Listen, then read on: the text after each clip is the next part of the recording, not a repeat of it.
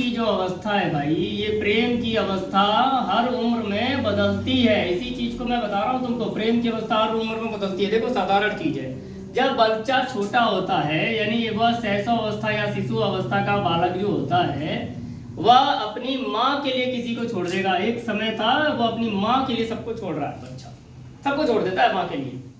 अब देखो अवस्था कैसे बदलती है, जैसे वो बड़ा होता है, 18 साल का हुआ होता है, युवा अवस्था में प्रवेश करता है, तो वह अपने जीवन साथी के लिए, वह अपने जीवन साथी के लिए, चाहे वो महिला हो बालक, महिला बालक हो या पुरुष बालक हो, समझ में आ रहा। 12 वर्ष तक आप जानते हो कि एक दिशी विकास होता है।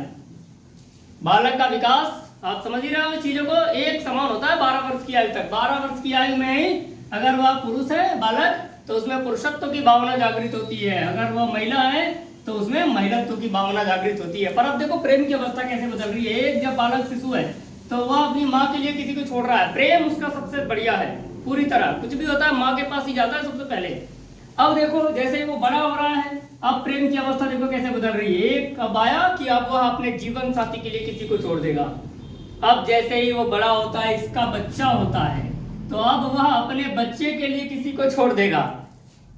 बच्चे पे प्यार ज्यादा आ जाता है। अगर पत्नी ने उस बच्चे को मारा तो वह लड़ जाता है, और अगर पति ने मारा तो पत्नी लड़ जाती है। देखते हो ये चीजें, बच्चे पर प्रेम आ जाता है। और जैसे ही अवस्था बदलती है, जब वो बालक बूढ़ा होता है, वृद्ध होता है, समझ में आ रहा, तो अब वह अपने पोते के लिए या अपनी पोती के लिए या नाती के लिए, देसी भाषा में कहते हैं अपने इधर पूर्वांचल में, तो वह उस किसी को छोड़ देगा। प्रेम की अवस्था देखो कैसे कैसे बदलती है।